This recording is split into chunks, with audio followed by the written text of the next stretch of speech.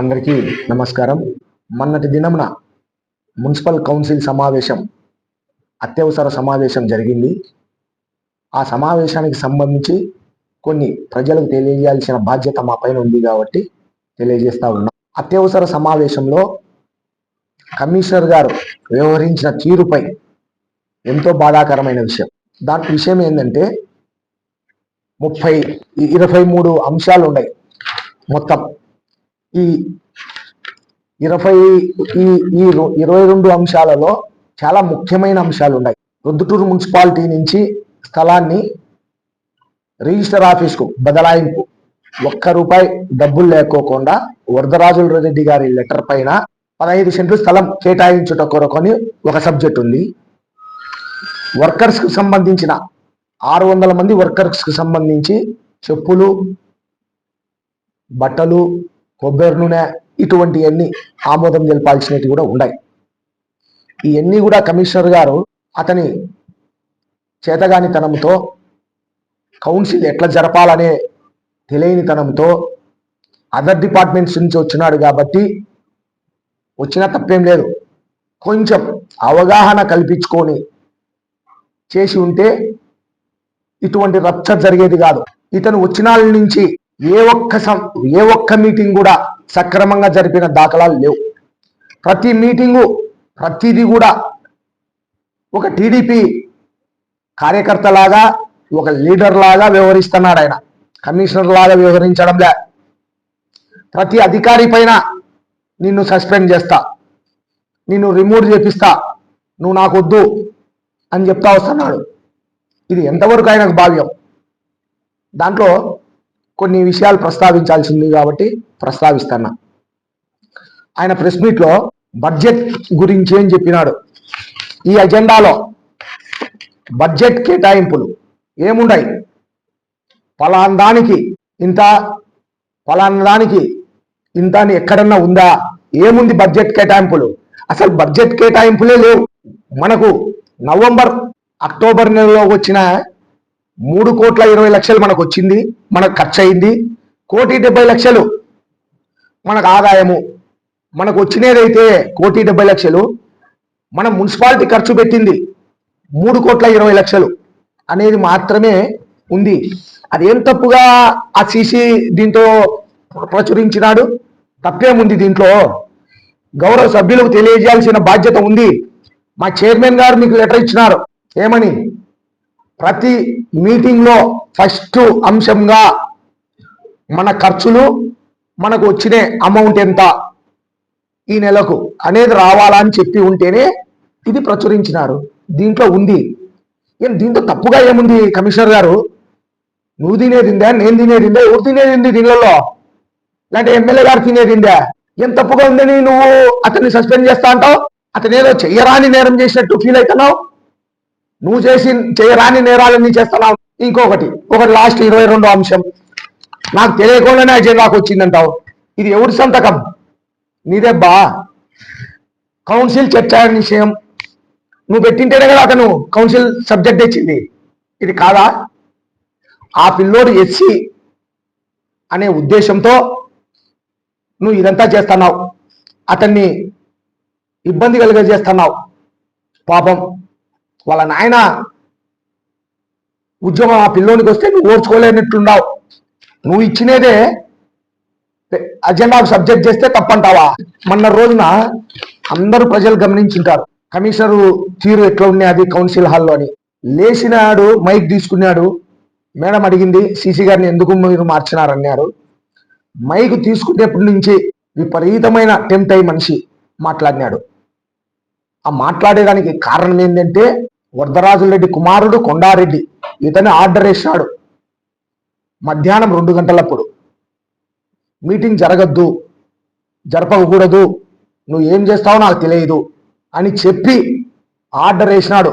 కొండారెడ్డి మనస్సాక్షి మీద చేసుకొని చెప్పమను. కమిషనర్కు ఫోన్ చేసి చెప్పినావా లేదా? నువ్వు రాధాస్వామి మీద ప్రమాణం చేసి చెప్పు. కొండారెడ్డి ఈ మీటింగ్ జరగద్దని చెప్పినావా లేదా? దానికే కమిషనర్ గారు అంత హై పిచ్చులో మాట్లాడినాడు. చైర్మన్ గారిని అంత అన్యాయంగా మాట్లాడినాడు. మీరందరూ చూసింటారు. ఈవెన్ లాస్ట్ గాడికి వచ్చినాడు కమిషనర్ అంటే వరదరాజుల రెడ్డి గారు చైర్మన్ పక్కలో కూర్చొని ఉంటే ఇతను బయటికి వచ్చి రాండి అని అతనే లీడర్ అయినట్టు కమిషనర్ గారు పిలుచుకొని బయటికి పోతా ఉన్నాడు.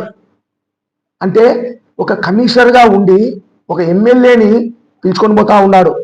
దానికి నాకు అనిపించింది వరదరాజుల రెడ్డి గారి మీద. ఈయన మనిషి ప్రజెంట్, మైండ్ ఆబ్సెంట్. కమిషనర్ పిలిస్తే నువ్వు పోయేది ఏందయ్యా? ఎట్లా పోతావు నువ్వు? నువ్వు మనిషి ప్రజెంట్ కానీ మైండ్ ఆబ్సెంట్లో ఉండవు. ఈ మీటింగ్ ముఖ్య ఉద్దేశం ఏంటంటే జరగవద్దు అనే దానికి ఈ వరదరాజుల రెడ్డి గారు మూడో అంశము రిజిస్టర్ ఆఫీసును ఇప్పుడు ఉండే ప్లేస్ లోంచి తీసేసి ఎదురుగా మున్సిపల్ స్థలం ఉంది, పెట్రోల్ బంకు పక్కలో రాజన్న క్యాంటీన్ అనేది పెట్టి ఉన్నాం మేము గతంలో. అది మళ్ళా మున్సిపాలిటీకి అప్పచెప్పినాం. ఆ అప్పచెప్పిన దాంట్లో వరదరాజుల రెడ్డి లెటర్ ఇచ్చి కనీసం అంటే 30-40 కోట్ల విలువ అవుతుంది. దీన్ని రిజిస్టర్ ఆఫీస్కు అప్పనంగా అప్పచెప్పాలనే ప్రయత్నం చేసినాడు. ఆ ప్రయత్నాన్ని మేము వ్యతిరేకిస్తున్నాము, రద్దు చేస్తున్నామని ఆలోచనతో ఈ మీటింగ్ జరగకోకుండా చేసినాడు. అసలు ఒక మున్సిపాలిటీకి 30-40 కోట్ల విలువ చేసే ఆస్తిని ఒక రిజిస్టర్ ఆఫీస్కి అప్పచెప్పాల్సిన అవసరం ఏముంది? ఏమన్నా రిజిస్టర్ ఆఫీస్ వాళ్ళు మనకేమన్నా 20 కోట్లు 30 కోట్లు ఏమన్నా డబ్బులు మున్సిపాలిటీకి పే చేసినారా? ₹1 పే లేదంట, ఊరికి ఇవ్వాలంట. ఇట్లనే వరదరాజుల రెడ్డి ఈ పెట్రోల్ బంక్ బ్యాక్ సైడ్ ఉండే ఒక ఎకరా 15 సెంట్లు అనుకుంటా ఇంచుమించు.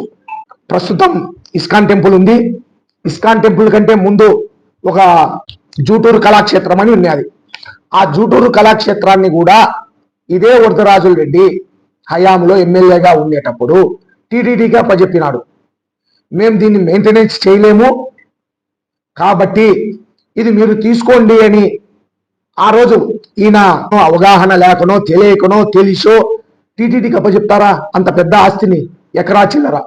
ఈ రోజు అదే మనకు ఉంటే ఏ 200 కోట్లు 300 కోట్ల ఆస్తి విలువ అవుతాడు. దాన్ని టీటీడీకి అప్పచెప్పి టీటీడీకి వాళ్ళు మెయింటెనెన్స్ చేయలేక ఈరోజు ఇస్కాన్కి ఇచ్చినారు. ఇచ్చిన దాన్ని నేను తప్పు పట్టడంలే, ఇస్కాన్కి ఇచ్చిన దాన్ని ఆ రోజు మనము టీటీడీకి ఇవ్వడమే తప్పు, టీటీడీ బోర్డుకి ఇవ్వడమే తప్పు. అంత స్థలాన్ని ఆ రోజు ఆ స్థలం పోగొట్టాం. ఈరోజు ఉండే 15 సెంట్లు 30-40 కోట్లు విలువ అవుతుంది. దాన్ని పోగొట్టాలని ఈ అజెండాకు తెచ్చి తీర్మానం చేయాలని చూస్తావు. అక్కడ మన మున్సిపాలిటీకి సంబంధించిన ఒక రూమ్ కట్టుకుంటే, ఒక బిల్డింగ్ కట్టుకుంటే కనీసం అంటే 4-5 లక్షలు ప్రతి నెల ఆదాయం వస్తుంది మనకు. దాంతో మున్సిపాలిటీకి మేలు జరుగుతుంది. అట్లాంటి మేలు మనం చేయం. ఎవరికో అప్పనంగా అప్పచెప్పాలా అనే ఆలోచనతో చేస్తున్నావు. ఈ మీటింగ్ రద్దయ్యేదానికి కూడా కొండారెడ్డి ఆదేశం కమిషనర్ గారికి ఇచ్చింది కూడా అదే. లేదంటే ఎందుకు మీటింగ్ రద్దు అవుతుంది? ఎక్కడ తప్పు ఉంది? ఇది కమిషనర్ గారే ఇచ్చినారు అజెండాకు చేర్చమని. ఆయన సంతకం ఉంది, నా సంతకం లేదు అంటాడు. ఇచ్చినాక దీంతో అజెండాలోకి వచ్చింది, తప్పేముంది?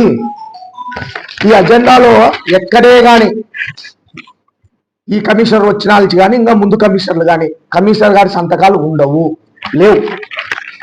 ఎక్కడే కానీ సంతకాలే లేవు, ఏ కమిషనర్లో లేవు. ఈయన కొత్తగా వచ్చిన సంతకం కావాలన్నాడు.